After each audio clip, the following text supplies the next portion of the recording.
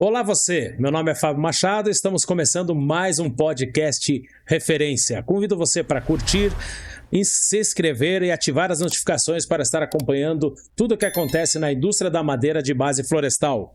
O episódio de hoje conta com o apoio da MBM Business School. Um programa de formação exclusivo para donos de empresa já transformou a vida de mais de 4.300 empresários, aumentando seus lucros e negócios. E o mais importante, melhorando a qualidade de vida e o tempo com a família.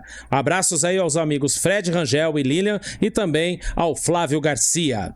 E o convidado de hoje é o meu amigo Rodrigo Carlos da Silva.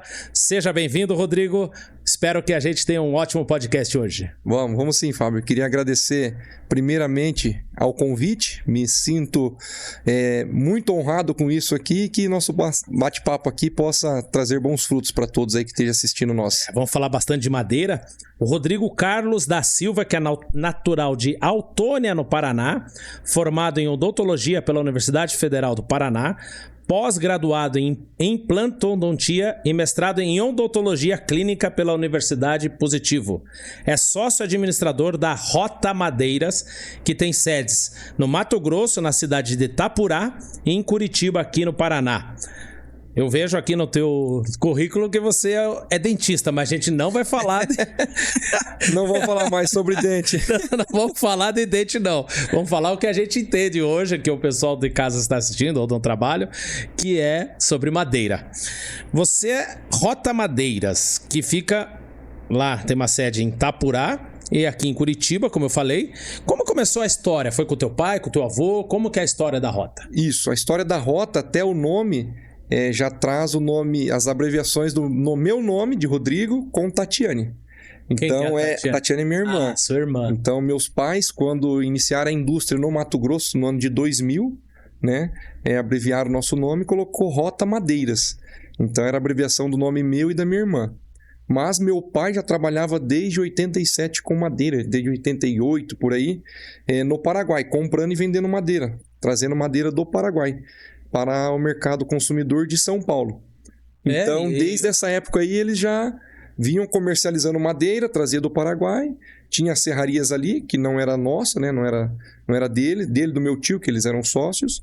Eles traziam essa madeira de lá para cá e comercializavam em São Paulo. Eles já traziam a madeira beneficiada do Paraguai. Serrada, no caso. Era só madeira serrada. Madeira serrada. Mercado interno para construção civil. Que madeira que era no Paraguai? Na época ali, eu lembro muito de marfim, canafístula, peroba rosa, que foi até um dos motivos do meu pai ir para o Mato Grosso. Tinha um fornecedor dele ali no Paraguai, que estava ficando já fraco, escasso de madeira no Paraguai, por volta de 96, 97, e meu pai comercializava muito a peroba. Então, ele se mudou para o Mato Grosso e convidou meu pai para ir conhecer a peroba do norte, que hoje é a peroba cupiúba que falam, sim, né? Sim. Então, meu pai foi para lá nessa época, para conhecer. Ele montou uma estrutura lá, esse fornecedor do meu pai, que mais tarde veio se tornar vizinho nosso, parceiro nosso, que nos ajudou bastante na nossa jornada aí. E meu pai foi para o Mato Grosso, e também como a madeira já estava escassa no Paraguai, a gente ficou por lá. Meu pai já ficou por lá.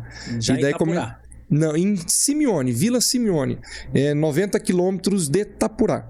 Só para localizar quem está nos assistindo, onde que fica, que região fica Itapurá? É no médio norte do Mato Grosso, né? Entre Lucas do Rio Verde e Juara, que são as duas cidades mais conhecidas. Então, se você seguir para norte, sai Lucas do Rio Verde, Sorriso, Sinop, né?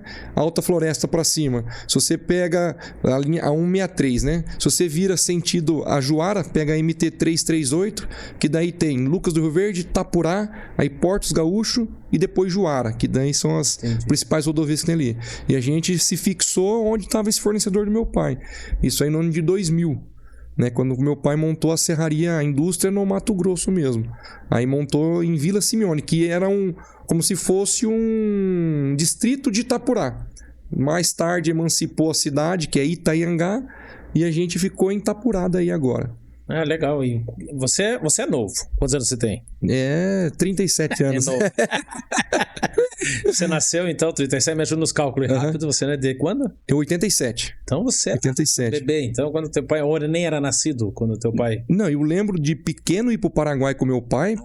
Lembro, com 4, 5 anos a gente ia pro Paraguai, esperava carregar o caminhão, vinha. né? Meu pai nessa época tinha caminhão, ele que comprava madeira e trazia ele mesmo, e eu acompanhava ele desde pequeno. Então, assim, a madeira tá no sangue desde pequeno, né? E eu não conheço um ex-madeireiro, assim, que sempre tá mexendo. Vai né? de geração, né? Vai de geração. Meu avô também, a gente tem... meu avô também, quando meu pai foi pro mato... Meu avô era pecuarista, trabalhava com compra e venda de boi aqui em Autônia, né? Certo. Então, a parte das duas famílias, eu tô falando da parte do meu pai, no caso. Sim. Aí quando meu pai foi pro Mato Grosso, meu avô também começou a comercializar madeira, que ele vendeu a propriedade dele aqui e se mudou para Maringá, onde também tem parte da nossa família, e também comercializava madeira na região ali de Maringá, né? Então, tá no sangue. Então, desde muito pequeno, quando eu vim para até minha formação acadêmica é odontologia. Depois eu vou falar isso aí, mas assim, ia passar as férias no Mato Grosso, na época de faculdade, sempre trabalhando na serraria, sempre ajudando, gostava muito de máquina, gosto até hoje de máquina, então dirigia para carregadeira, trator, o que tinha, a gente estava sempre no meio envolvido. E você foi para o Mato Grosso junto com o teu pai? Nessa época não, né? Porque meu avô já estava em Maringá, meu pai e minha mãe que foram para lá desbravar, né? Porque eu e minha irmã ficamos para estudar, né? Então até eu falo que o que a geração minha passou até no Mato Grosso ali, quando meu pai chegou não tinha asfalto, né? Era 180 quilômetros de chão para chegar onde ele estava, não tinha energia elétrica. Meu pai e o Celito Barazete, que é o vizinho nosso lá, que trouxe a linha de energia elétrica. A gente pagou a linha de energia elétrica quando teve a oportunidade de trazer linha, porque era tudo no motor gerador. Então assim, eu acho que as novas gerações talvez desbravando pro lado da Amazônia, ali em Manaus, mais para Roraima, onde está abrindo agora novas áreas até para exploração, talvez as concessões, talvez ainda quem vir aí no futuro aí, talvez pegue um pouco mais essa dificuldade, mas hoje a gente fala que tá até fácil já, né? O Mato Grosso se desenvolveu muito. Muito. Vocês fazem parte do CIPEM? Do CIPEM, sim. Qual o sindicato de vocês? O nosso é o Sindinorte. O Claudinei lá, o Ednei também do CIPEM, tudo amigo, tudo parceiro nosso. O Ednei esteve aqui, né? Eu vi o podcast. O podcast dele, amigão nosso, parceiro nosso também de negócio aí. Um abraço pro Ednei do CIPEM, o Valdinei também, que é o superintendente lá, o secretário do CIPEM também. Uhum. Gente, e o mercado Mato Grosso se profissionalizou muito. Muito. Nessa evolução toda, até de fiscalização, de meio ambiente, acho que em 2009, quando teve a operação do IBAMA ali, muito focado nos ilegais, já deu uma peneirada boa, né? Agora também com o DOF+, deixando o DOF legado aí para trás aí, também já vai tirando muito que tem. No Mato Grosso hoje eu falo com bastante orgulho, porque trabalho dos sindicatos, de todo mundo que leva a sério isso aí também, que é difícil você trabalhar ilegal, é difícil, né? Então a gente tenta prezar sempre pela legalidade, trabalhar com um projeto de maneira sustentável, fazer a coisa dentro do que tem que ser feito, né? E conta um pouquinho hoje da Rota. O que vocês produzem? Que tipo de madeiras que vocês trabalham? Da Rota Madeiras. Uma serraria, vocês são... Uma indústria, né? Uma indústria de madeira. Isso, a gente até brinca mesmo, porque serraria foi no passado. Hoje a gente tenta brigar por indústria, porque traz um respaldo grande para isso. Porque serraria não é uma empresa, é uma indústria. É uma indústria. E a gente até brinca, a gente tem um grupo lá dos madeireiros lá que a gente brinca que o dono de serraria tocaria qualquer negócio, porque todo dia é um desafio a mais, é um problema que tem, e a resolução tem que ser rápida, porque você tem a pressão da indústria, tem a pressão da venda, então quem tá à frente ali tem que ter... A gente fala, né, madeira serrada é serraria, quem é indústria de compensados, né, daí acaba sendo indústria de compensados. Mas vocês produzem só madeira serrada ou tem outros? A gente tem o beneficiamento também, na própria indústria, né? Então, como que funciona hoje a Rota? Meu pai que cuida de lá, né? Meu pai cuida da produção, desde a extração da madeira, a gente faz toda a parte de extração. Qual que é o nome do teu pai? Itamar. Um abraço para ele aí, meu grande parceiro, amigo, exemplo, né? Então, assim, seu Itamar, né? Seu Itamar. Então, assim, meu pai que cuida lá hoje, né?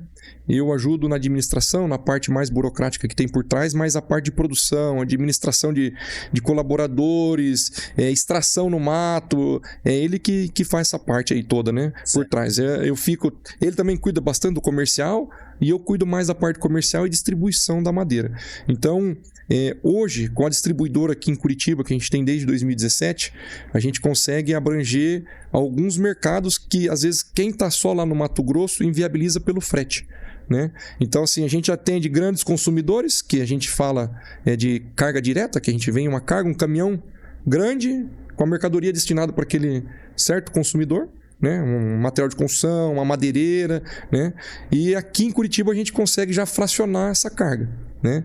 E faz 2 anos aproximadamente que a gente está buscando abrir o mercado consumidor final, né? Porque a gente vê isso que até com o avanço da internet, vendas online e tudo mais, muitas indústrias estão tentando fazer essa ligação, né? Tentando encurtar caminho e verticalizar o negócio. Então, a gente está buscando isso. Estamos aprendendo ainda como lidar com esse mercado, mas hoje em dia a gente produz deck, pergolado, assoalhos, forros, lambris, ripados. Então, assim, além da madeira bruta para construção civil, que, vamos dizer, 70% do nosso mercado hoje, a gente também tem a madeira beneficiada. Tem a madeira beneficiada também. Aí a gente abrange tudo. Então, a gente tenta não abraçar o mundo, mas abraçar o que a gente pode também. Você falou que vieram para Curitiba em 2017. Não, 2017 foi quando eu abri a distribuição aqui. Eu tô aqui desde 2010 em Curitiba. A empresa não. Vocês vieram em 2017. Isso. Porque o que aconteceu? É isso que eu ia perguntar. Por que Curitiba? Porque você já morava aqui? Eu já morava aqui. Tá. Mas assim, a gente já tinha clientes aqui que meu pai já atendia. Entendi. Que eu não participava do negócio. Em 2017 você não... Participava. Já participava. Em 2014 que eu comecei a participar do negócio, assim, de dentro do negócio. Por motivos pessoais, que meus pais decidiram se separar, eu comecei a participar mais da empresa, até para ajudar no processo de divórcio, né? E o que aconteceu? Eu não sei ficar parado. Então, uma das coisas que me pegava muito no consultório era ficar preso, enclausurado. Sempre gostei de conversar, sempre gostei de fazer amigos e sempre fui muito empreendedor de negociar, comprar e vender, desde sempre. E nesse meio termo, eu estava indo toda semana para o Mato Grosso, ficava a semana inteira lá com meu pai, com a minha mãe, e voltava a passar o final de semana com a minha namorada. Entendo. E a minha namorada tem construtora em Paranaguá, né? Aí eu comentei com ela, falei, tô pensando em trabalhar com meus pais, com meu pai, propriamente dito, e tô pensando em vender madeira. Então vou te apresentar uns fornecedores de material de construção. E aí comecei a visitar esses materiais de construção lá. Nesse meio termo, comecei a visitar pessoal aqui também. Já quem a gente atendia, Nichelle, alguns outros materiais de construção grandes aqui em Curitiba, comecei a visitar e atender e fazer acerto e passar a ver o que a gente podia melhorar no atendimento e tal. Que uma das coisas que meu pai e minha mãe, que trouxeram o negócio, que criaram o negócio, sempre bateu na tecla é sempre em bom atendimento, né? Às vezes o preço nosso não é o melhor, mas o atendimento e a qualidade, o que a gente soluciona para o cliente, isso aí eles sempre trouxeram. Então, nosso atendimento tem que ser o melhor possível. O melhor possível. Eu acho que daí isso aí que traz frutos ao longo desses 30 anos, aí, 35 anos de comércio, né? Então, assim, o bom atendimento acho que sempre traz o cliente de volta, né? Então, a gente sempre prezava nisso. Então, eu comecei a visitar um cliente, visitar outro e fui tomando conta. Em 2017, que eu comentei, falei, acho que agora eu vou trazer aqui. Aí comprei uma empilhadeira, comprei um caminhão, falei, vou um caminhão menor, vou alugar um barracão, vou trazer a madeira e fraciono essas cargas, né? Aí foi indo, e graças a Deus deu uma deslanchada aí. Como impactou isso para vocês na indústria, né? Quando você peitou aqui, então, pelo jeito que eu vejo, foi você que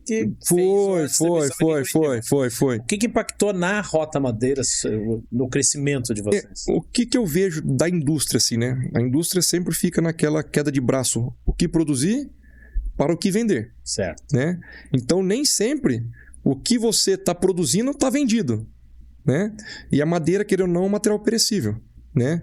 Então, assim, onde você armazenar, você evita percas e danos para o material, né? E evita percas financeiras, onde armazenar. Então, Hoje em dia, quem tem uma boa estrutura tem já barracões, armazena.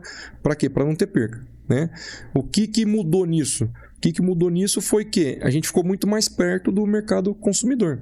Então, às vezes, o cliente passa um pedido para nós, a gente tem já uma escala de produção, porém não tem aquele pedido. Mas eu posso produzir e armazenar. Então, eu tendo um local aqui mais perto do cliente, eu consigo atender ele mais rápido, né? Então, o impacto para nós, às vezes, não foi nem em faturamento, mas foi em agilidade e trazer o cliente para perto de nós. O atendimento. O atendimento. Pronta entrega. Agilidade, né? Então, assim, hoje aqui em Curitiba, não trabalhamos só com o que a gente produz. Tem algumas madeiras que não tem na nossa região. Por exemplo, madeiras da indústria moveleira, né, que não tem na nossa região. Eu pego de parceiros para ter aqui. Então, o leque hoje nosso, se o cliente liga para nós, para a Rota Madeiras, eu preciso de tal produto. Cara, vai ser muito difícil a gente não ter a pronta entrega. Entendi. Vai ser muito difícil. E ainda assim, é porque o leque é muito grande, né? Aí tem exportação, tem madeira beneficiada. Algumas regiões o forro é 9, outras são 10. O deck mesmo tem alguns padrões. É riscado para piscina, não é. Tal espécie, um é de cumaru, outro é de itaúba, outro é maçaranduba. Então, assim, o leque é muito grande. Mas assim, ainda assim a gente tenta ter um pouco de tudo, né? Um pouco de tudo a gente sempre tem. Vocês atendem o Brasil todo? Brasil todo. Brasil todo. Lógico que questão de logisticamente falando, o nosso mercado consumidor forte mesmo. Espírito Santo, Minas, São Paulo, Paraná, Santa Catarina e Rio Grande do Sul. Tá. E esses estados aqui, mais no sudoeste ali, pegando desde Espírito Santo até aqui o sul, a gente atende forte, né? Nordeste, muito sobre encomenda daí. Muito sobre encomenda, né? Porque aí, às vezes, a gente também não tem o foco naquele mercado, mas com certeza a gente consegue atender o Brasil todo, né? Onde o cliente está, a gente tem que ir. E a logística muda daí. Por exemplo, Curitiba você atende o sul. Isso. E São Paulo também? Não, daqui não, daqui de Curitiba eu consigo atender tudo também. Tudo. Porque no fracionado, vamos dizer, principalmente no material beneficiado, eu consigo entregar a quantidade que o cliente precisa. Certo. Coisa que já não acontece no Mato Grosso. Até por questões burocráticas. Hoje, com o DOF+, né, que mudou o sistema, a gente já consegue faturar direto da indústria para o consumidor final. Mas há 2 anos atrás isso não era possível. Então, a madeira, para eu vender para o consumidor final, teria que vir para o sul. Né? Há 2 anos atrás. Hoje não. Hoje já consigo, de lá, faturar para o consumidor final, sem problema algum. E esse trabalho, esse desafio que você falou agora há pouco, de atender o consumidor final. Explica para nós, assim, como que era antes. Vocês atendiam só materiais de construção, só revendas, e agora você está querendo vender, como diz aquela velha frase, picadinho. Isso, picadinho. Pro consumidor final. Por que isso e como que está sendo essa mudança? Essa transição foi muito do curso. Do MBM.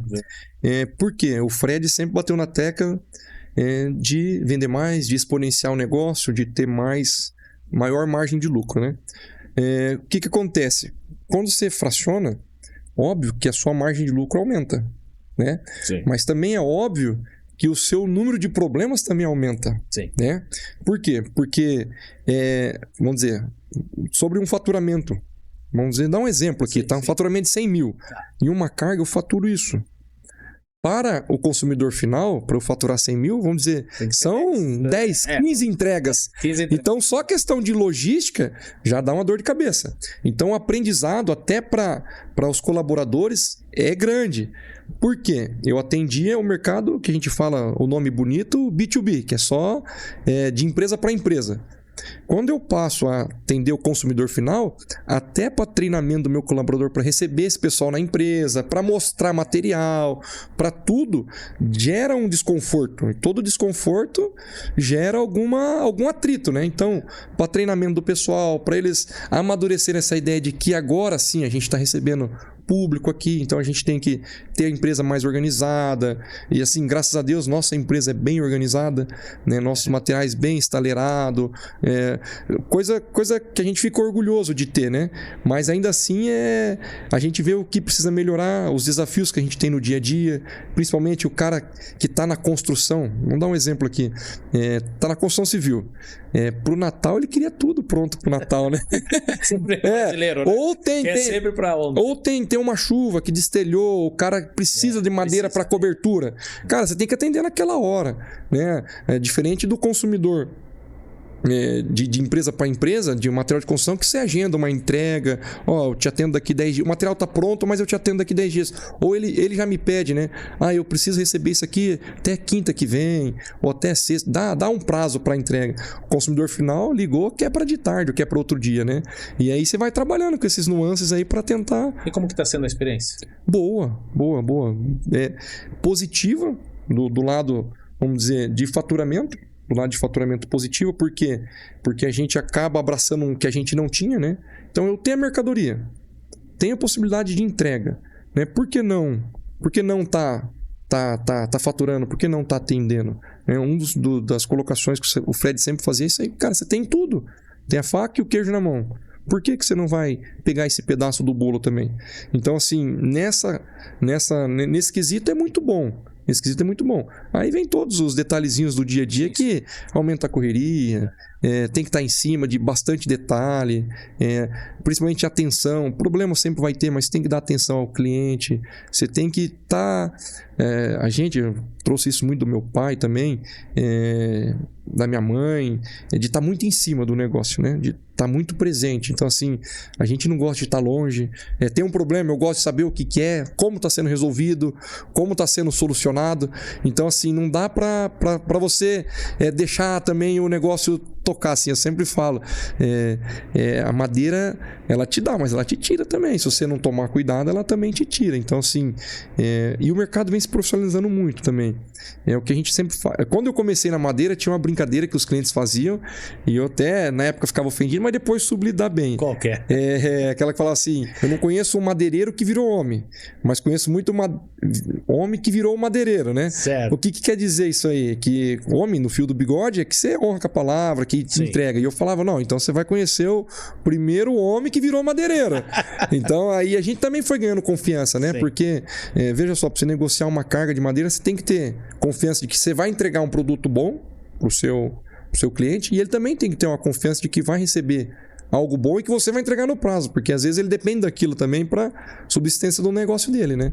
Então, se não chega a mercadoria uma semana, você imagina uma empresa sem faturar uma semana, precisando de material, com entrega já prometida para outros clientes, para os clientes deles, né? Então, tem que ter confiança dos dois lados, né? E eu até peguei a revista aqui, a Produtos de Madeira, que é a nossa revista para esse mercado consumidor final da construção, e aí eu vejo esse movimento que você está falando. A Rota é um dos parceiros da revista, porque, que nem você falou, quando você começa a atender o consumidor final, a madeira, eu sempre costumo dizer, tem que ter nome e sobrenome. Uhum. Né? Porque a madeira para nós todos madeireiros, né? Eu não sou madeireiro, mas eu trabalho há 26 Conheço. anos com os madeireiros, então me considero também um madeireiro. O madeireiro já ganhou da natureza um presente de matéria-prima, que é a madeira. Sim. Né? Enquanto os concorrentes, vamos dizer assim, que eu brinco nos outros mercados, os competidores, o plástico criou-se, teve que inventar uma marca que é o PVC. Uhum. Né? O gesso criou uma marca que é o drywall. Né? E o madeireiro, a madeira não tem uma marca. Não tem a marca. Não tem. Agora até tá tendo wood frame, né? Mas vem num sistema de construção. Por isso que eu falo, então você tem que ter o sobrenome, porque o nome é comum. Sim. O nome E quando você queima o nome, e tem muita gente, né? Difícil voltar. Queimou bastante o nome da madeira, sim. Fazendo trabalho de madeira, que janela que emperrava, piso que subia, né? Então isso começa a deixar as pessoas com medo do produto madeira. Uma das coisas que eu pego bastante no pé dos nossos vendedores ali, que atende esse segmento do consumidor final, é perguntar a utilização, né? Perguntar a utilização, pergunta básica, né? Às vezes o cliente liga, quero uma madeira assim, assim, assim, em tais medidas. Peraí, mas para que você vai utilizar? Tem madeira que é específica para isso, tem madeira que não. Tem madeira que aguenta água, tem madeira que não. Então, o cliente liga lá, pede, eu quero um deck, né? Mas vai ficar onde? Vai ficar em área molhada? Vai ficar em área seca? O seu piso vai estar onde? Vai estar em área molhada? Vai estar em área seca? Vai pegar sol? Não vai pegar sol? Tudo isso influencia. É um ser vivo. A madeira é um ser vivo, né? Pegou água, ela trabalha. Fez sol, ela também... Por isso que o sobrenome é importante, porque o sobrenome é o atendimento, é a qualidade da industrialização desta madeira, da entrega, sim. Da recomendação. Então, esse é o trabalho que você faz. Isso que eu queria mostrar aqui, porque quando você trabalha também com o consumidor final, você trabalha com um público que se chama arquiteto. Sim. E o arquiteto, você precisa ter não só... Eu falo assim, não só uma saúde boa, mas você tem que ter uma veste boa. Você tem que ter uma roupa que se apresente. Isso, vocês evoluíram bastante nesse processo também, então, para atender a arquitetura? Hoje até a gente está com uma campanha para trazer esse público para nós. Por quê? O respaldo que os arquitetos trazem, engenheiros trazem para nós é muito bom. Porque por mais que você mostre para o cliente isso, se o arquiteto falar algo diferente, quem está no dia a dia com o consumidor? O arquiteto. Então, assim, se o arquiteto confia no nosso serviço, confia na nossa indicação, fica muito mais fácil o relacionamento com o cliente, né? Então, sem sombra de dúvida, o arquiteto hoje é um dos grandes parceiros nossos. O CIPEM tem feito um trabalho de divulgação excelente para trazer esse público para nós, até para mostrar o trabalho com seriedade que a gente vem trazendo, né? É uma madeira sustentável. Madeira sustentável. Então, assim, todo esse trabalho aí de conscientização e de trazer isso aí para o mercado, que a gente faz um trabalho sério, né? As empresas sérias, né? Isso aí favorece e depois a gente está criando, né? Um degrauzinho a degrauzinho, um pontinho por vez aí, mas a gente está plantando essa semente para depois colher isso, né? Fazer essa formação de opinião do arquiteto. Do arquiteto, isso. E os arquitetos estão buscando a madeira. Fábio, arquiteto também tem umas ideias, assim, bem fora da casinha. Tem vezes que eles pedem branca de olho azul. Tem vezes que eles pedem umas peças aí de madeira que eu falo, isso aqui não é ferro que eu vou colocar ali, vai sair um vão de 14 metros. É impossível. Na madeira tem árvore. Sem viga, né? Tem árvore que tem esse comprimento, mas não sai, nem sai do mato. O trator não arrasta lá, ou o caminhão não carrega, o comprimento do caminhão não dá, então não tem como atender. Aí você vai explicando, tem que colocar um pilar, tem que tentar uma sustentação diferente, tem que fazer uma emenda. Ou coloca um material diferente, reveste com madeira. Isso, então você vai trabalhando com esses detalhes assim.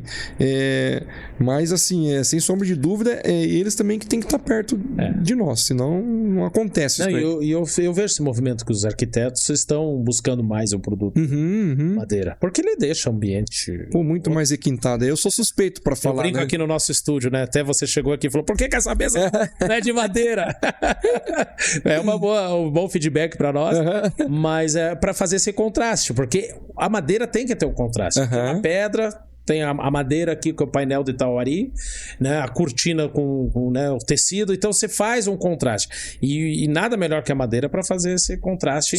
Sim. Na verdade, e dá um conforto. Como eu sou suspeito para falar, porque em casa é onde eu faço onde eu coloco um dedinho de obra, eu coloco madeira, né? Sempre. Então, assim, a minha esposa é arquiteta. Para início de conversa, ela é arquiteta. Então, assim, eu tento em tudo, tenta colocar a madeira aí. Mas não é porque... É porque eu acho bonito. E acho que dá um requinte, dá um ar de sofisticação. A editora aqui, você deu a apresentação, você viu quanto material de madeira. Isso, lindo. Até parabéns pelo espaço aqui, né? Achei incrível. A gente utiliza também esse espaço, que a madeira é essencial para o mercado. Então tá bom, a gente vai dar um breve intervalo nesse primeiro bloco. No segundo bloco vamos conversar bastante aí também, falar madeira bastante com o Rodrigo. Eu quero também conversar com você sobre o manejo, né, a origem dessa madeira, que é bem importante. E vou falar também do MBM Business School, que é um programa de formação que está patrocinando o episódio de hoje. Mas eu sei que você é um MBMista também. Sim, formado. Vai contar no próximo aí o que eu também sou. E como que foi essa evolução aí para o empresário, o Rodrigo Carlos da Silva. Legal. Até daqui a pouco, pessoal.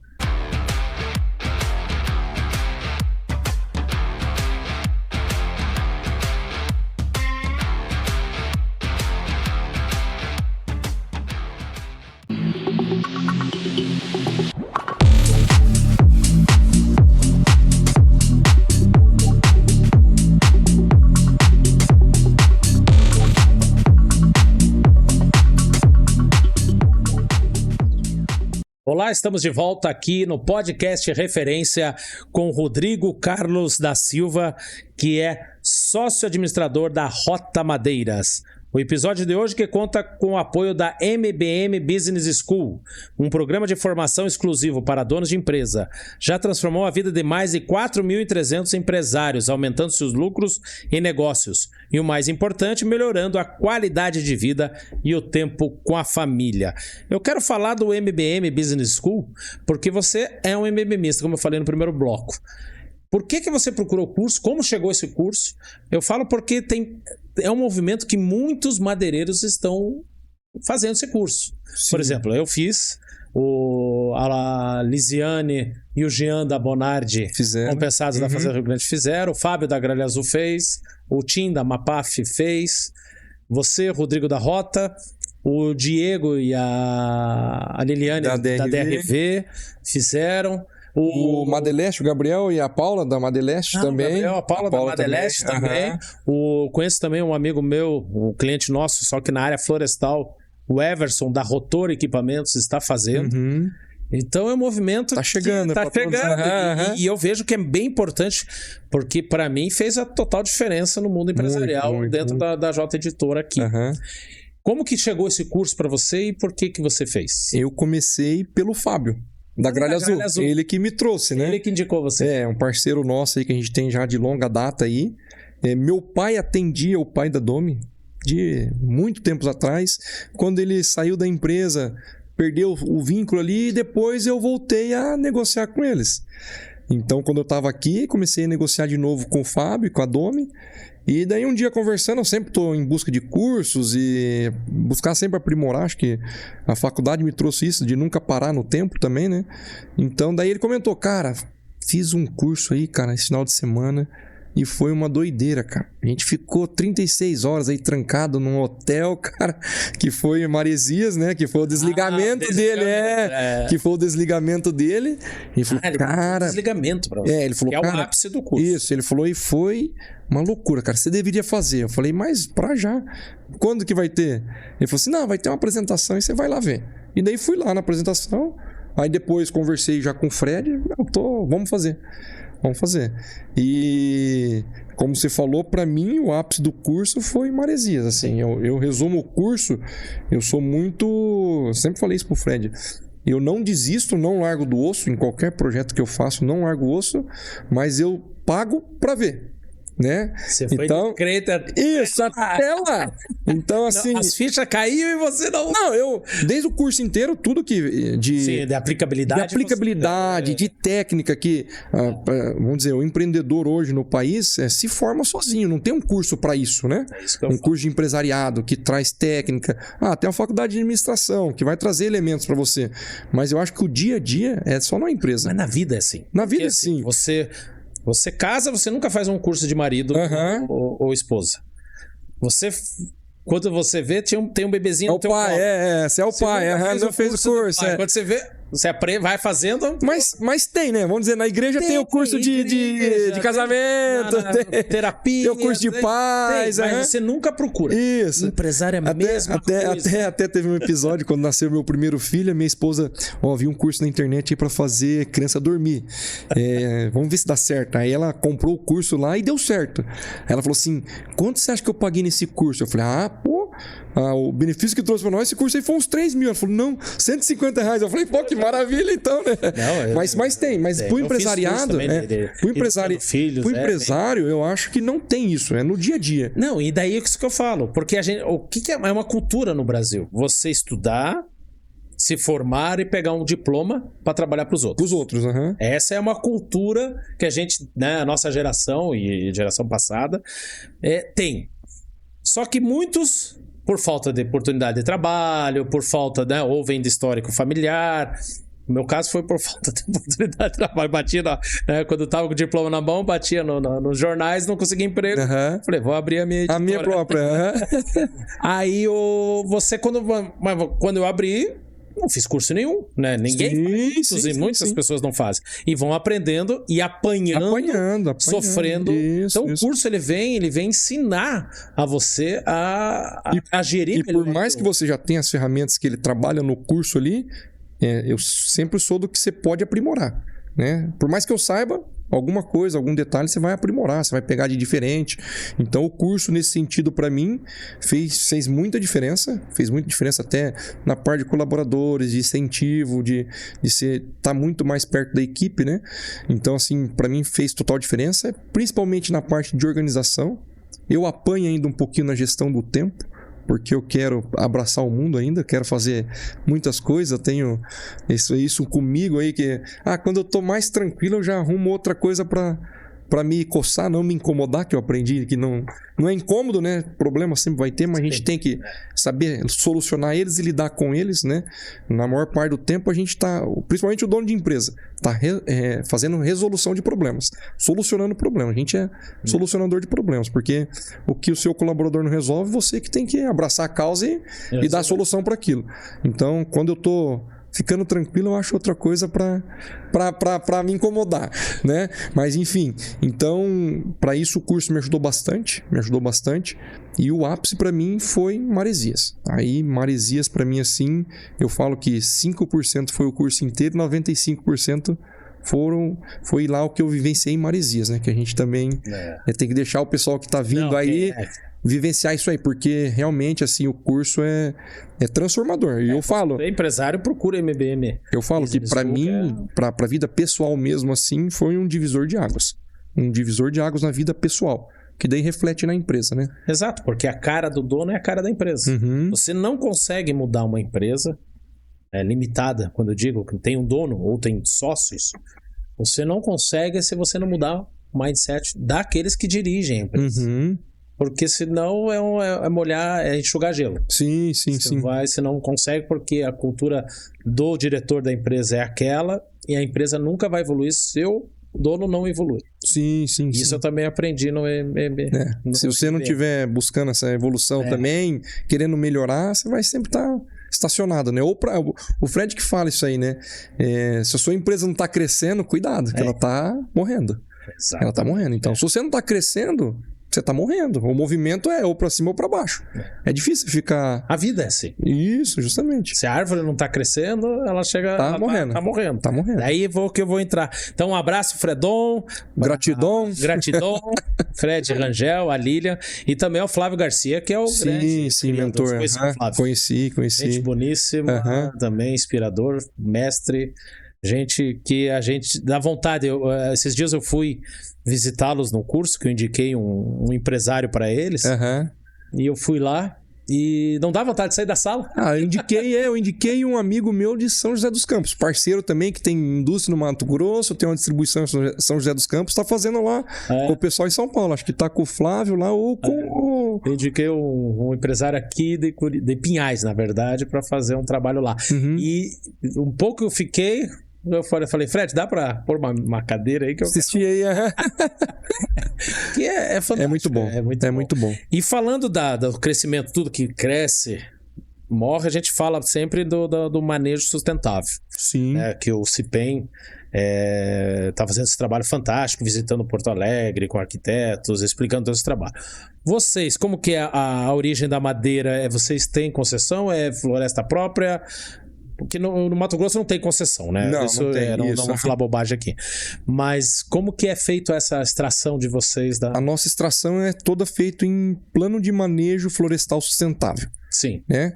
O que é isso? A gente faz parcerias com fazendeiros, né, que tem a mata, e a gente contrata... A gente já tem um escritório de engenharia florestal que trabalha conosco já há bastante tempo, que vai ali e faz a colheita das árvores, né? E elabora um plano de manejo sustentável. Né? Até é engraçado, né? Porque muitas pessoas que têm depósitos aqui, madeireiras aqui, não sabem nem como funciona isso aí. E a gente conta, a gente mostra como funciona, porque já vem de tempo já isso aí, mas hoje, mais do que nunca, toda árvore que a gente explora é catalogada por GPS, né? Todo o plano de manejo vem como se fosse um plano de arquiteto para a obra, né? O plano de extração. Vem um livro, um bloqueto com todas as árvores que a gente tem que extrair. A gente tem que justificar, tem que bater na árvore, tem que colocar detalhes da exploração desde lá até a serraria. E quando chega na serraria, a gente também tem que fazer o processamento dessa madeira, o que saiu da tora, até chegar no depósito, né? Então, assim, para quem não conhece aí, como que é feito hoje um projeto de manejo sustentável, né? É feito por um engenheiro florestal, onde vai com GPS, com equipe de campo, que fala o trabalho de campo, mapeia todas as árvores, né? Vamos dizer assim, num campo de futebol a gente pode tirar 3 árvores, né? Então, assim, se tem 10, a gente pode tirar 33%. Então, é 3 árvores que a gente pode abater. Uma fica para porta-semente, né? Outra é proibida por corte e uma é para abate, né? Após 25 ou 30 anos depois, essa mesma área pode ser manejada novamente. Então, aquela árvore que era porta-semente, né? Ela já cresceu, desenvolveu. Já é permitido o abate dela, né? Aí tem outras que são proibidas por corte, que é lei, não pode cortar. Uma delas é a castanha, que é a árvore frutífera, né? Sim. Então, algumas outras árvores aí que também já estão entrando em algumas discussões de extinção para não abater elas. Mas, assim, toda árvore hoje que é abatida, que nós abatemos na nossa indústria lá, é catalogada, né? E se por algum motivo a gente não localizou, a gente também tem que justificar isso aí no plano de abate e entregar para o órgão estadual, né? Porque antes da liberação do projeto para a gente explorar, tem uma fiscalização. Lógico que eles não fiscalizam. Depois até podemos checar essa informação com o Ednei, que tem mais dados do que eu. Eles não fiscalizam 100% do manejo, não vai fiscalizar árvore em árvore, mas é em loco, né? Sorteiam lá que cada 100 metros tem uma picada que a gente fala. Cada 100 metros tem uma picada. Eles sorteiam ali 3, 4 picadas e fiscalizam se está correto o catálogo, né, dessas árvores. Então, tá ok, libera. Não tá ok, volta todo o processo. Tem que refazer o projeto de campo para estar bem correto. Ao final do manejo também tem outra fiscalização. Sorteia lá aleatório outras áreas ali. Vamos ver lá aquela árvore lá, porque na tora que a gente tira do mato, vem uma etiqueta que está na árvore, e no pé da tora fica outra para fiscalização. Então a fiscalização vai lá, viu? Tem etiqueta. Vamos ver essa árvore. Essa árvore foi destinada correto. Não, essa árvore não foi. Opa, tem alguma coisa errada. Vamos investigar o que tem aqui, né? É impressionante quando a gente vê fotos aéreas do manejo. Você não consegue identificar onde foi feita. Porque depois que ela, 25 anos depois que passa, a mata se regenerou. Até eu falo, meus amigos que brincam e tudo mais, até clientes, como que é a extração? Você tira tudo? Não tira tudo, né? Hoje, para você ter uma ideia, se você abre uma clareira de 20 por 20 no mato, já vai notificação para o fazendeiro. No celular dele, notificação em tempo real. Aí tem que... tá tendo projeto de manejo, aí tem a localização das esplanadas, do esplanadão, onde é armazenada as toras, tudo isso no GPS. Então, assim, a tecnologia veio para ajudar também nesse quesito, né? Para a legalidade do produto. Então, assim, hoje a gente trabalha 100% dentro da legalidade, trazendo desde lá o rastreamento de onde saiu a tora até aqui no depósito. Então a gente consegue fazer esse filtro da onde saiu a tora até onde está o produto final aqui, né? Isso aí até para os arquitetos traz um respaldo para eles muito grande, né? De uma legalidade, de que a gente não está... Sustentabilidade, que a gente não está agredindo o meio ambiente, né? Porque a gente também sofre com isso, cara. É isso que eu ia falar. Você sofreu muito bullying por trabalhar com madeira?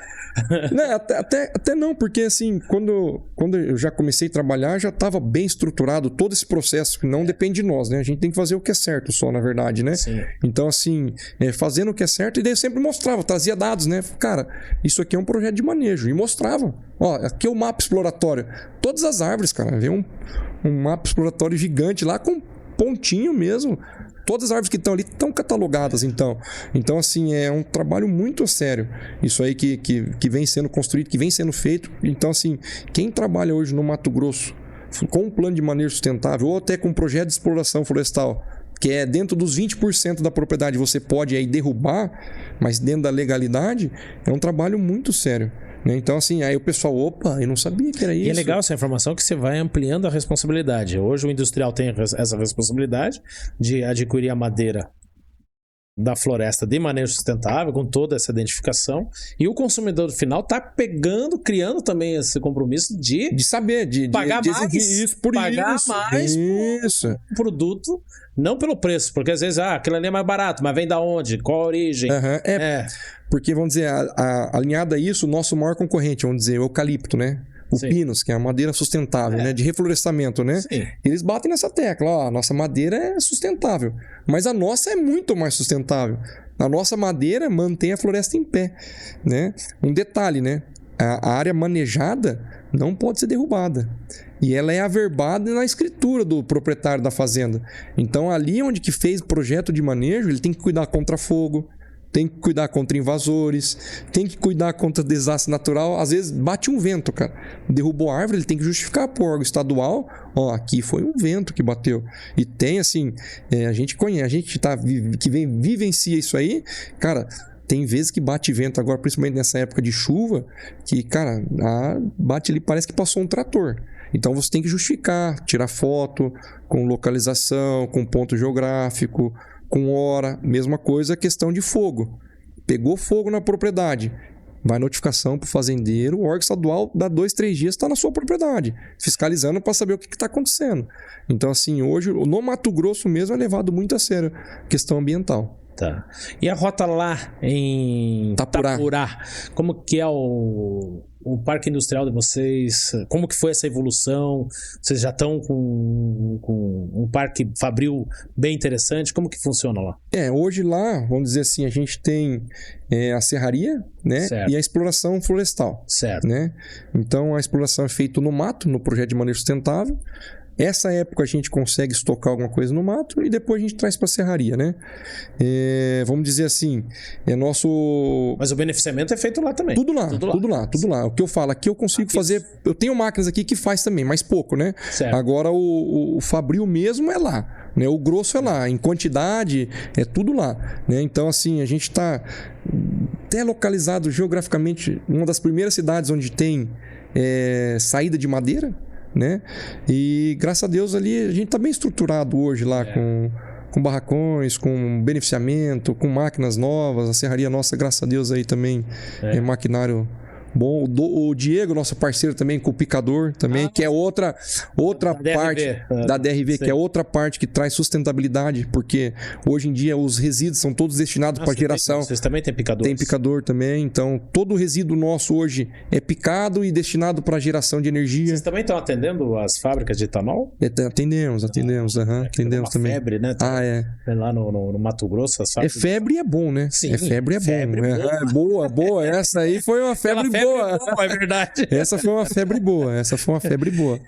E dentro do mercado que vocês atuam, seja depósito, consumidor final, quais são as madeiras mais procuradas hoje? Hoje, vamos dizer assim, na nossa região que a gente está, 50% do nosso mercado é o famoso cambará. Esse é o carro-chefe nosso, que é para construção civil. Cobertura, casas, para construção civil. O nosso mercado hoje é focado 95% para mercado interno. Tá? Aí, além disso, a gente tem Itaúba, o Cumaru, Angelim, que é para móveis, Peroba, para construção civil, para São Paulo. O mercado consumidor de Peroba em São Paulo é muito forte. Garapeira. Cara, cada projeto de manejo muda muito. Tem um projeto de manejo nosso que tem 20 espécies. Então a gente trabalha com 20 tipos de madeiras lá. E o mercado é muito sazonal. Tem hora que procura mais uma, tem hora que procura menos outra. E a gente vai trabalhando com esses nuances aí. Né?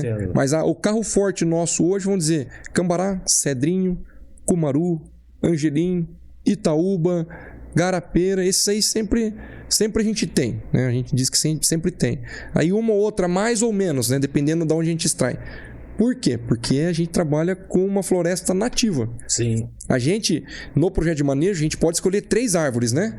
As maiores e, teoricamente, as mais velhas, que depois, quando cortar, dão espaço para as novas crescerem, né? Para remanejar a floresta. Então, assim, a gente pode escolher isso. Mas a gente não escolhe o que está plantado lá. Então a gente vai fazer a parceria com o fazendeiro, com o proprietário da fazenda.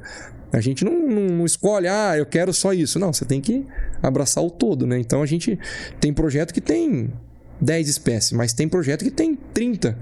Então a gente trabalha com um leque grande também. E qual que é o planejamento? Como que vocês estão caminhando para o futuro, a Rota Madeiras aí no mercado? Para o futuro, a gente sempre tenta trabalhar com parceiros, né? Além de clientes, de fornecedores, de amigos, a gente procura parceiros, né? Levar um nome bom, sempre onde passar, deixar um rastro bom. Sim. Né? Então, assim, graças a Deus a gente também lá, meu pai e minha mãe, falo dos dois porque eles também construíram o nome deles lá, né? Por mais que hoje tá eu e meu pai no negócio, eles construíram isso, né? Então, graças a Deus, na região a gente é muito bem quisto, muito bem falado. Então, geralmente, quando o fazendeiro tem a oportunidade de fazer, a gente faz parcerias, né? Então, para os próximos anos, a gente já tem projetos se encaminhando, né? Porque demora em torno de 6 a 8 meses a liberação de um projeto. Então você sempre tem que começar um já pensando no outro, né? Comecei o outro, já tem que ter outro engatilhado, porque depende também de política, depende de liberação, depende de órgãos estaduais, depende de fiscalização para liberar o projeto, e você não pode ficar parado, né? Você tem uma folha de pagamento aí, colaboradores grande, né? Sim. Então você não pode... São quantos colaboradores? Uns 70 aproximadamente. Ótimo. Entre exploração, lá e... fábrica de isso, Então, assim, o pessoal tem que colocar comida na boca das criancinhas em casa. E a gente tem essa responsabilidade também, né? Então, assim, a gente, graças a Deus, aí já vem... ao longo do tempo já construindo isso. Então terminou um projeto, já tem 1 ou 2 engatilhado aí, para a época da chuva também agora. Às vezes é interessante a gente adquirir um projeto de exploração florestal. Por quê? Porque de 31 de janeiro a 31 de março eles falam Piracema da Madeira. Você não pode entrar na mata, né, para fazer o plano de manejo, porque degrada muito, é época de chuva. Então o que acontece? Você entra com os tratores, mas você não degrada a floresta. Ele vai passar onde fez, só o rastro dele.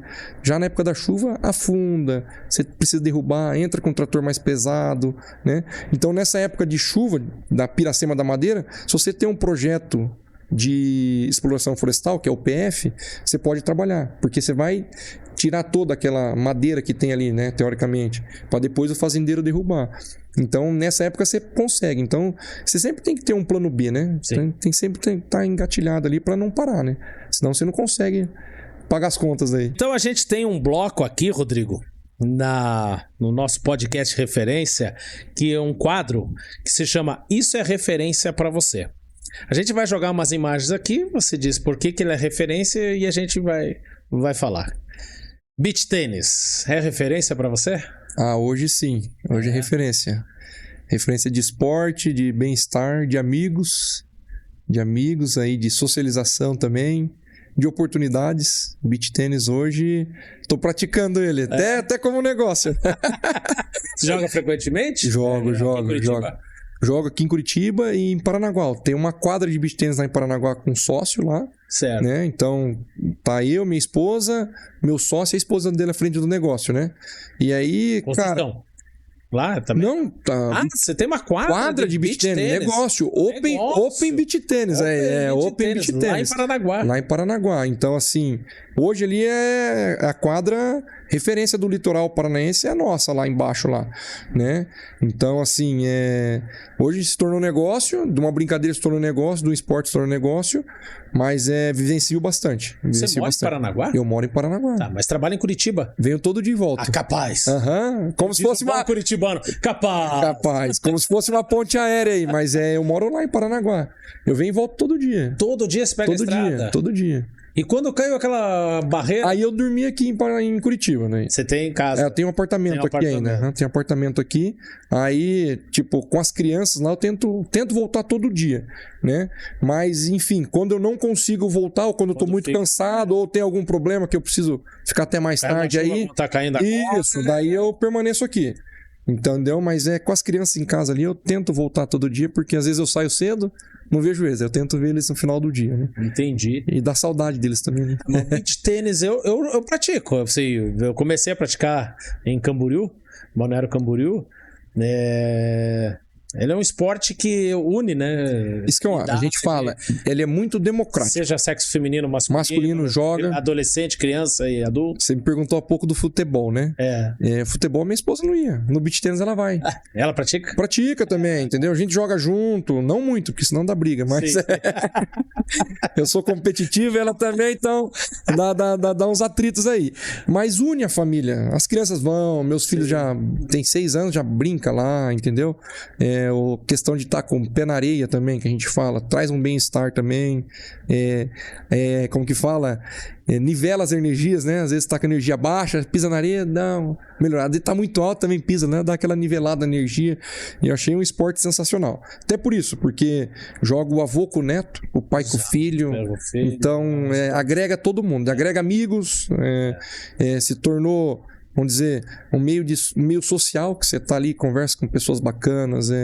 O que o tênis também traz, né? Sim. De um esporte também, só que eu acho que é muito sério. O beach tênis é mais descontraído, né? Então você consegue esquecer de onde você tá. Então, tá acho bom. que é muito legal. Carlos, próximo. Bezerros. Isso eu queria saber, qual é a minha curiosidade aí? É referência pra você, bezerro? Cara, isso aí é o meu anti-estresse. É meu anti-estresse, né? Eu adoro. Meu avô, como eu falei no início aqui, era pecuarista aqui no interior do Paraná. Então, desde pequeno, sempre estava no meio. E 2018, 19, eu tomei frente lá no Mato Grosso da nossa propriedade lá. E comecei a criar e investir em inseminação. A gente tem recria lá, tem vacada, né? Investimos em melhoramento genético, a gente faz cruzamento industrial de Aberdeen para tirar o bezerro melhor. Então eu vou lá também, quando eu tô lá, eu fico 3 dias na fazenda, 3 dias na serraria da semana ali. Então gosto de estar junto, é meu anti-estresse. Acho que mexer com bicho também, me desculpe, mas é muito melhor do que mexer com gente. Não reclama? Não reclama, cara. E é impressionante. Bom, meu pai hoje tem um aras lá, né? Então, assim, são 2 animais que desde sempre, não sei se você sabe disso, mas retribuem à altura o carinho. Um é cavalo e outro é cachorro, né? Certo. E, assim, eu gosto disso aqui, de bezerro, de vaca, porque você ensina ela. A vaca, o manejo nosso lá, você ensina onde a vaca tem que passar, ela vai passar por ali, né? O bezerro é a mesma coisa, então assim... Mesmo sabendo que vai pro espeto. Eles não sabem, coitado, até porque a gente não manda, né? Quem manda é outro, mas Você vende ele inteiro? Eu vendo o bezerro. Você não abate? A gente tem a parte de abate, mas é pouco, que é a vaca que não reproduz para nós. A gente fala de vaca de descarte daí. Muitas vezes não é nosso. Eu revendo para outro terceiro que vai fazer a finalização dela, mas eu tiro o bezerro, né? Certo. Eu vendo o bezerro. Eu crio vaca, nasceu, tiro o bezerro. Entendi. Tiro o bezerro. Então isso aí é uma paixão minha aí que eu tenho também.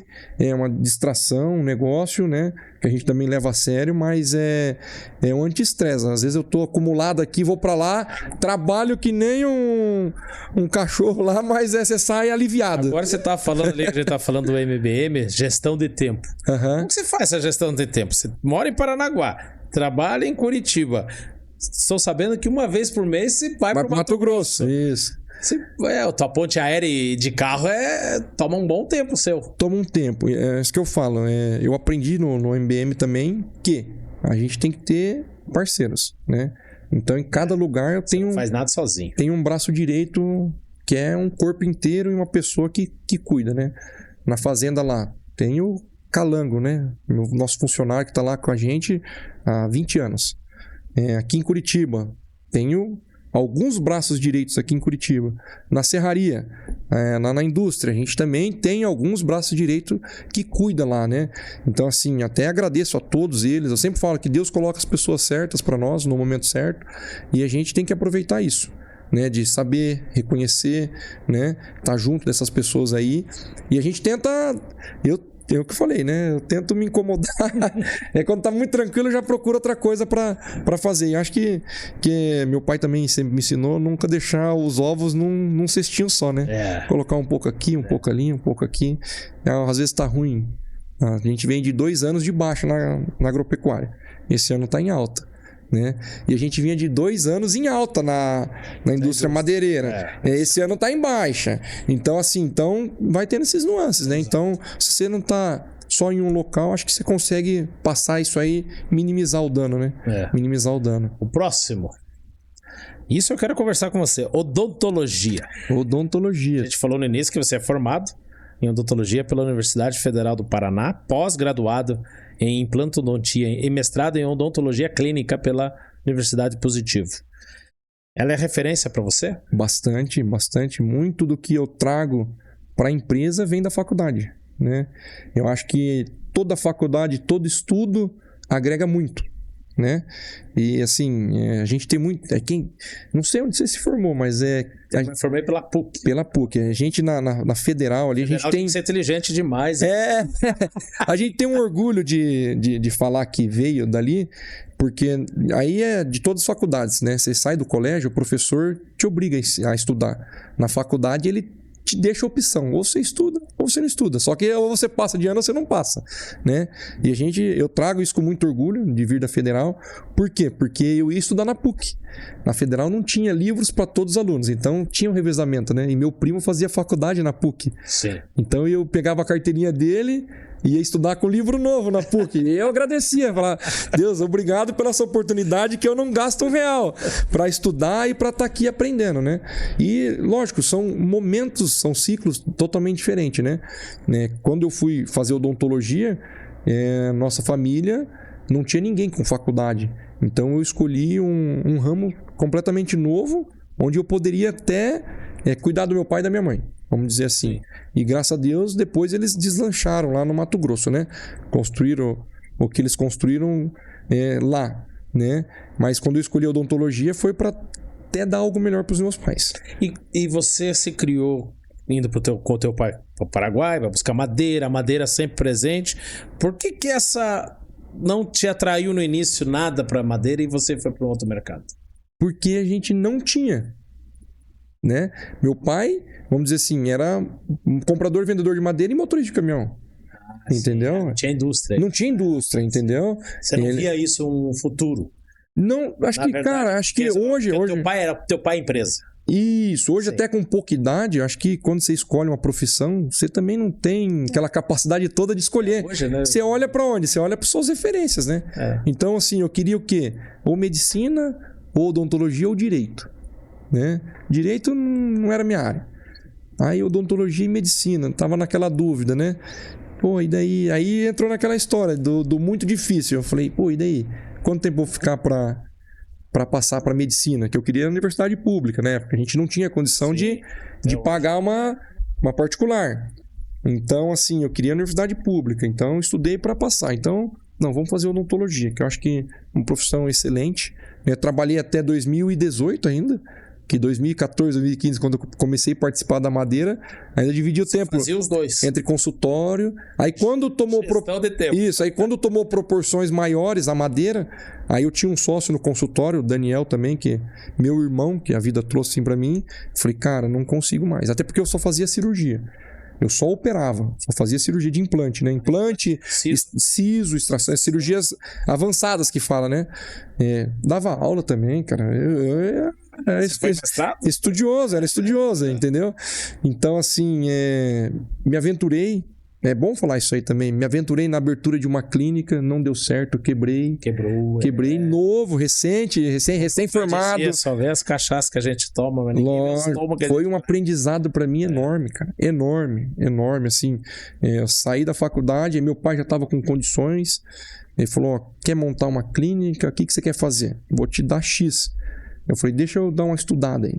Aí, na época, estava abrindo muitas franquias aqui em Curitiba, né, de outras coisas, não da área odontológica. Uma delas era a Yugoland. Lembra da maquininha de iogurte que vendia? Sim, que virou uma febre. Então. Pô, daí meu pai com aquilo lá, eu sempre empreendendo e tal. O que eu vou fazer? Não, vou abrir uma clínica. Uma rede de clínicas. Aí conheci um sócio aí e tal, que infelizmente não deu certo. E quebrei, né? Mas foi um aprendizado enorme para mim, gigantesco para mim. E voltei pro consultório, conheci outro. Certamente tava milionário, porque tem uma. Tem, mas tem uma Curitiba que foi bem na época que ela lançou e isso que esse meu sócio também tava lançando, pensando a mesma ideia, a mesma coisa, isso aí. A gente aprendendo mesmo. Isso, e daí não deu certo. Então foi um aprendizado enorme para mim. Daí fiquei até 2018. Aí quando a madeira tomou proporções, eu falei, cara, eu não consigo mais. Porque daí eu tava precisando resolver problema de cliente na madeira, eu tava no consultório. Às vezes eu tava na madeira e tinha problema no consultório. Aí tinha que se desligar, né? E fazer essa transição muito rápida. Às vezes tá na madeira, tô num caminhão, motorista, e madeira, e carga, e descarregando. E aí tinha que ir pro consultório. Putz, aí não tava dando certo. Aí pesou. E foi trabalhoso, difícil essa? Foi trabalhosa a transição, foi trabalhosa. Eu conversava com a minha esposa, ó, vou parar. Tanto que no ano que eu parei, a transição demorou de janeiro que eu decidi até setembro, né? Falei, ó, vou concluir meus pacientes que eu tenho, encerrar o caso e não vou pegar mais nenhum, né? Até quando cancelei, acabei todos os pacientes, eu falei pro Daniel, Daniel, terminei, cara. Ele falou, sério, cara? Mas você é bom, cara, continua, cara. Vem aqui o dia que você pode. Eu falei, cara, não dá, velho. Tem que ser de uma vez só. Aí ele, então tá bom. Aí passou umas 2 semanas, ele me ligou, cara, tô com uma cirurgia aqui assim, você vem fazer pra mim? Falei, cara, você sabe que eu nunca te falei um não, velho. Ele falou, eu sei disso aí. Então, Daniel, não vai dar, velho. Não vai dar. E até hoje eu tenho dificuldade em falar não pras pessoas. Eu tenho dificuldade, mas dessa vez aí eu tava decidido a não voltar. Até esses dias ele me ligou. Ei, o que você acha desse caso aqui? Eu falei, vai assim. Depois ele falou, operei lá, deu certo lá. Deu tudo bom. Que coisa. E sente saudades? Não sinto porque tô realizado na madeira. Sim, entendi. No segmento aqui, né? Tem diferenças, sim, né? Tem muita diferença. Vamos dizer assim, até eu fiz um tratamento com um professor meu, aí ele falou, cara, você fez certo, velho. Largou a profissão, foi ganhar dinheiro, foi fazer as coisas, foi empreender. Eu falei, né? Quando eu tô com um problema lá no sol, cliente reclamando, aí eu falo, você tá no ar-condicionado aqui, né, cara? Então, assim, tudo tem um lado bom e um lado ruim. Tola na lama. Ninguém vê, né? Ninguém vê isso aí. Da carga de... Pô, não dá problema. Você era pra vir aqui. A gente tinha marcado um dia. Teve um incidente marcou, teve um problema de momento de carga.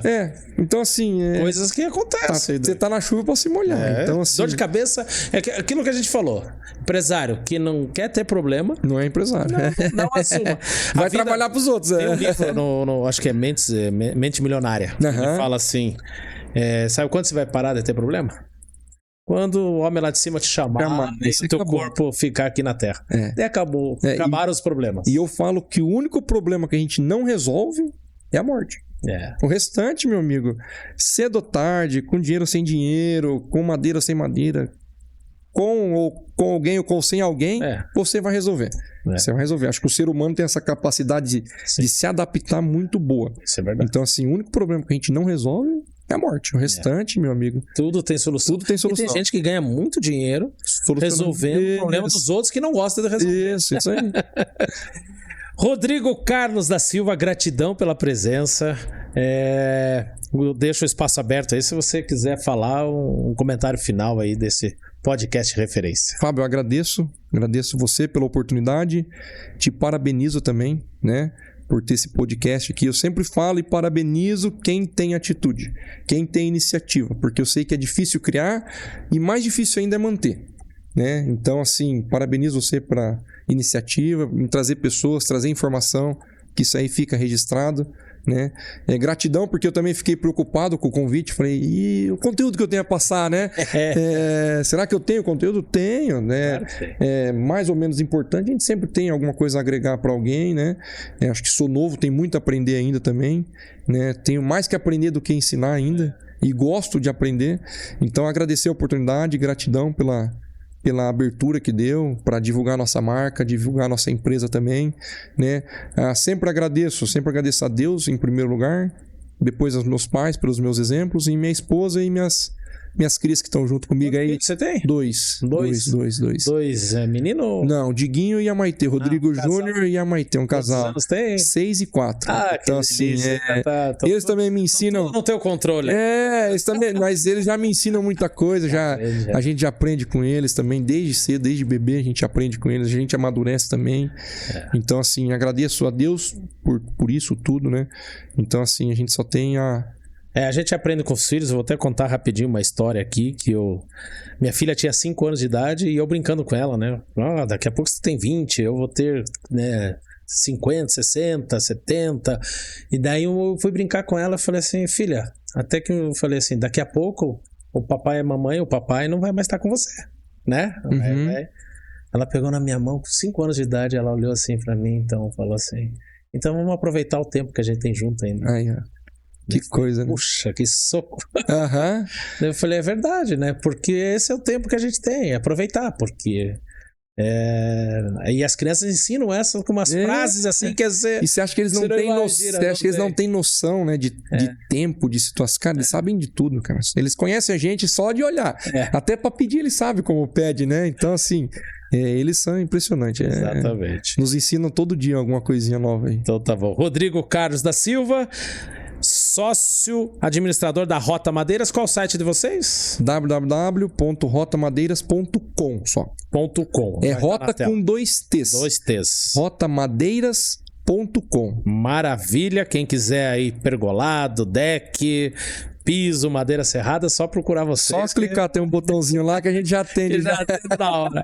E deixa meu agradecimento aí ao pessoal da MBM Business School, um programa de formação exclusivo para donos de empresa. Já transformou a vida de mais de 4.300 empresários, entre eles o Rodrigo e o Fábio Machado aqui que está falando, aumentando seus lucros e negócios e, o mais importante, melhorando a qualidade de vida e o tempo com a família. Isso melhora bastante também. Nossa, que eu aproveitei. Aquela situação que eles falam, você tem que tirar 90 dias de férias. Dá pra tirar, viu? Eu já mostrei essa conta pra minha esposa, viu? Porque às vezes a gente sai quinta-feira. Eu falei, já vai contando isso aí como férias. 90 dias de férias por ano. Não precisa ser seguido. Não, lógico. Não precisa ficar 90 dias direto fora. Então tá bom, gratidão. Rodrigo Carlos da Silva, sócio da Rota Madeiras. E você de casa, muito obrigado pela audiência. Até o próximo podcast Referência. Valeu. Muito obrigado, Valeu. meu querido.